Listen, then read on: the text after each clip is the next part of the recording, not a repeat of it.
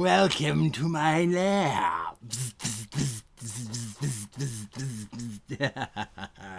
Hello, we are of course talking about beholders and beholderkin.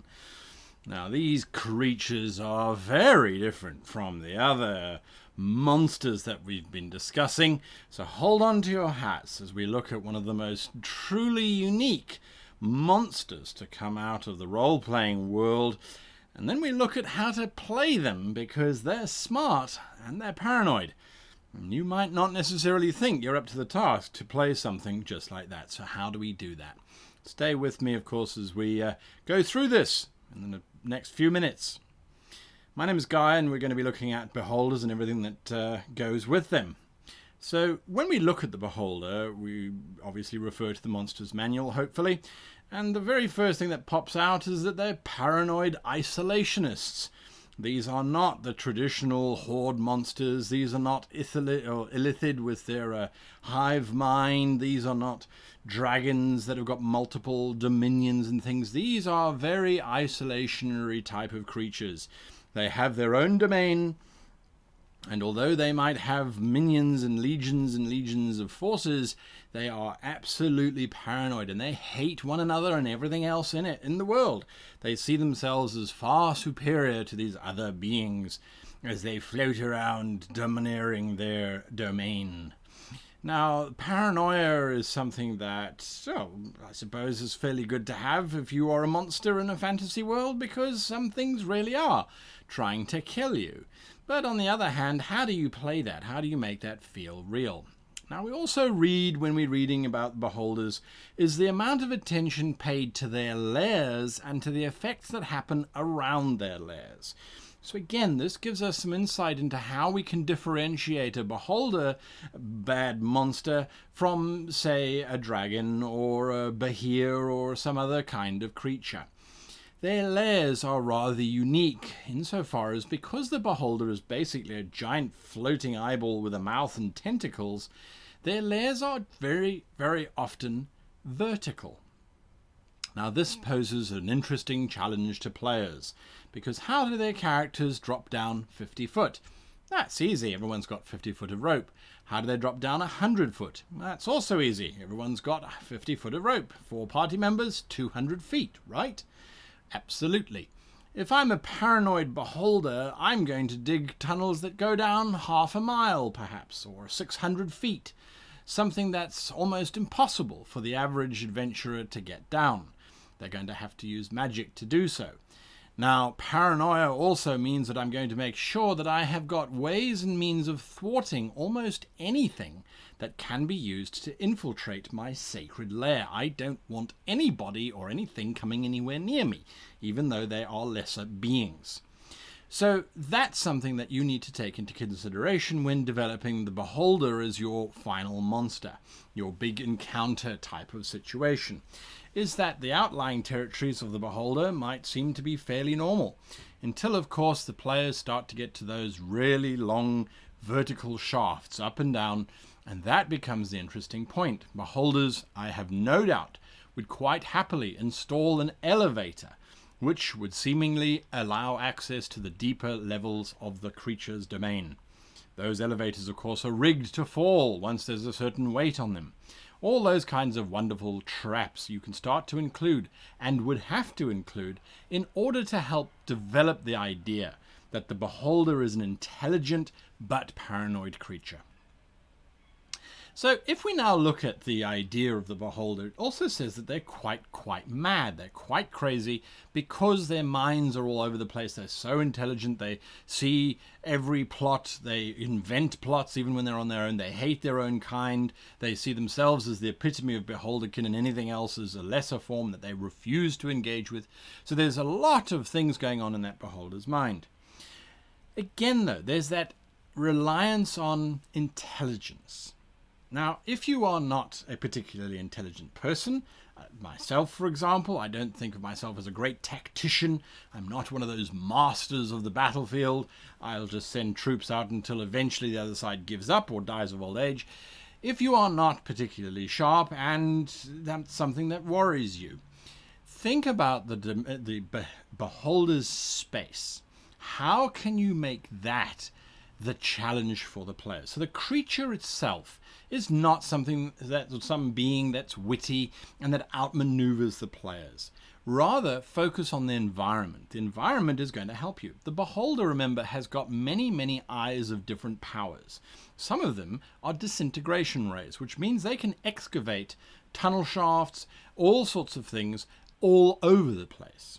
Now, they're also paranoid. So they're going to invent these kinds of traps that are really going to test your players. And because they float and they have a telekinetic ray, they allow you to manipulate. Dig a tunnel here, manipulate a false floor from underneath.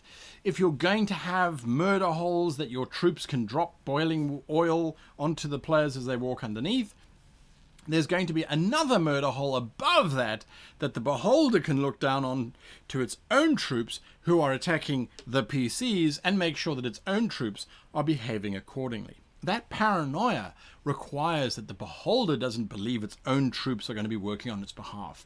So it needs to be able to sneak around the back and see into what its troops are doing. What this means, though, is that if you've got this incredibly complicated lair that the beholder has meticulously worked out and planned through and has designed to kill the players, there needs to be secret entrances all over the place that allow the beholder to witness the actions of its own troops, which are already in secret corridors, that then allow the players to sneak around the back, if you like. So imagine it's secret corridors within secret corridors. The most secret corridors are for the beholder, the next secret corridors are for the beholder's troops, and then the main corridor, of course, is for the players. When you have that in mind, you suddenly start to create a very different kind of dungeon. It's a lot more complex and it's a lot more three-dimensional. That's the important thing. When you have a creature that's permanently levitating, it can go up, it can go down, it can go left, it can go right, and it can go diagonally, you need to start mapping out your dungeons instead of layer by layer, which is the traditional way. You need to start mapping them out vertically. So from here down to here, there's this shaft which goes down, this one goes across, this one goes up. It really is a warren of tunnels and different directions that you can create.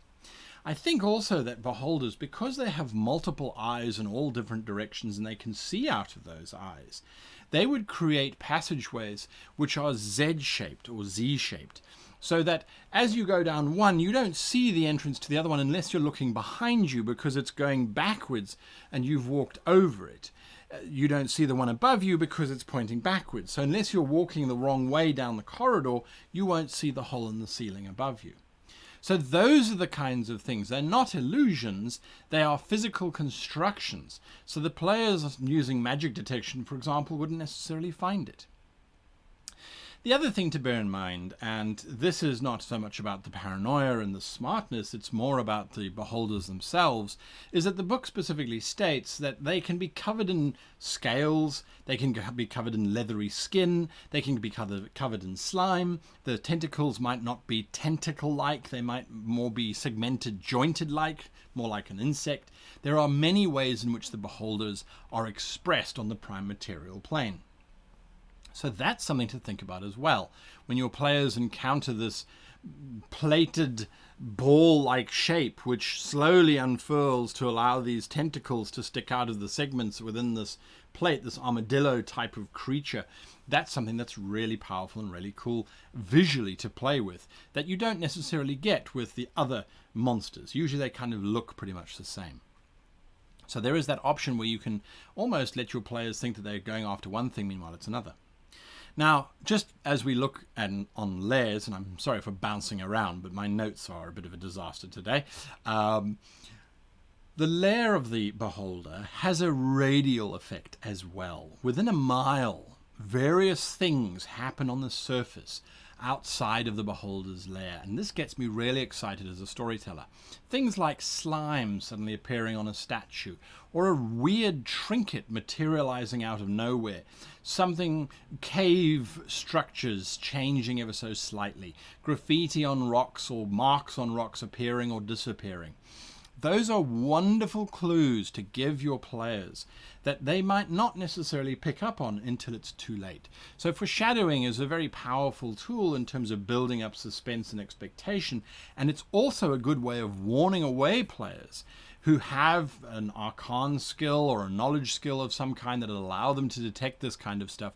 It allows them to sit back and go, hang on a moment, we're detecting this stuff. I know that that's usually a beholder. Beholder have these eyes. Let's go to a library and research it, all those kinds of things. So it allows you to have those scare moments where they're aware that there's a beholder there, but they can't do anything about it. Now, the beholders can become what they call death tyrants, which is basically the undead version of a beholder. And I've seen zombie beholders, and I've seen different types of beholders as well. And they all cover along the lines of pretty much the same thing. The death tyrant, of course, is just a giant skull with red floating orbs around it, and that makes it a little bit more interesting. Of course, the powers are different as well. It's a much more powerful creature. So that's something to think about. Now, these death tyrants can create undead, armies and armies and armies of undead.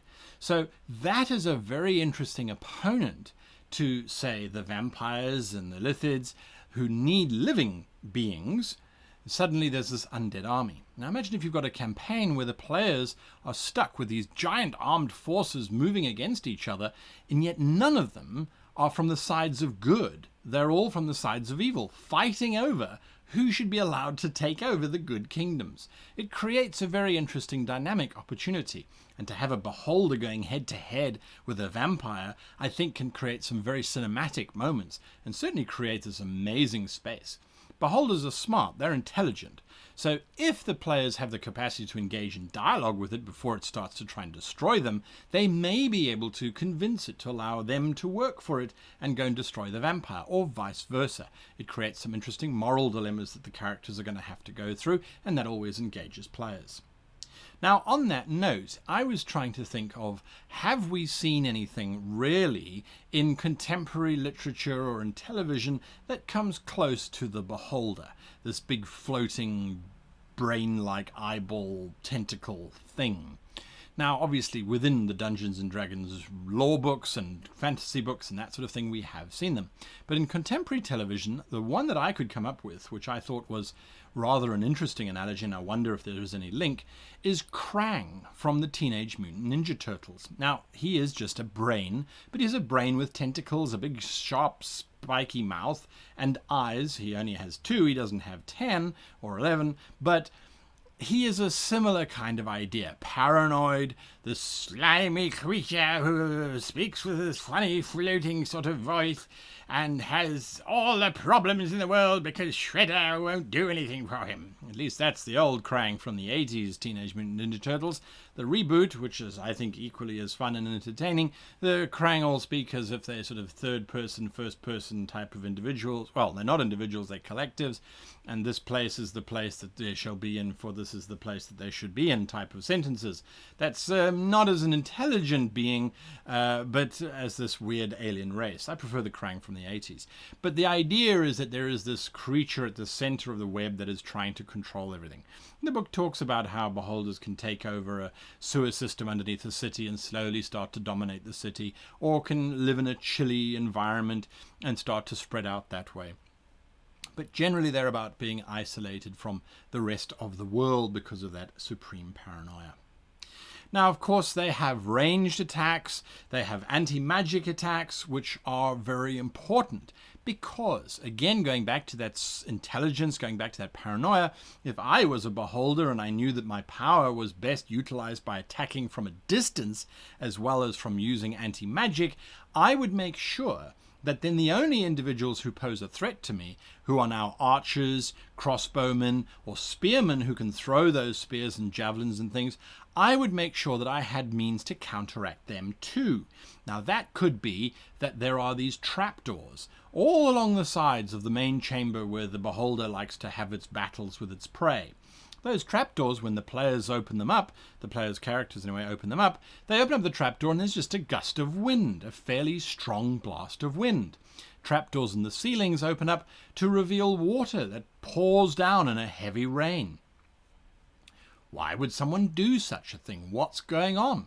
Or perhaps there's trapdoors that open up and there's anti-gravity in them and they whisk things up into the ceiling.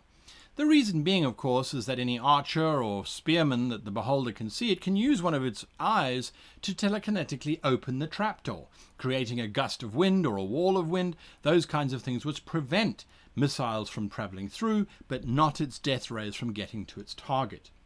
So those are the kinds of ways in which you've got to think. If you were a giant floating eyeball, how would you protect yourself, especially if you know you can counteract magic, you can float around, so anyone who's got a sword or an axe is not going to be able to hit you. Those are the kinds of things that I think become relatively important.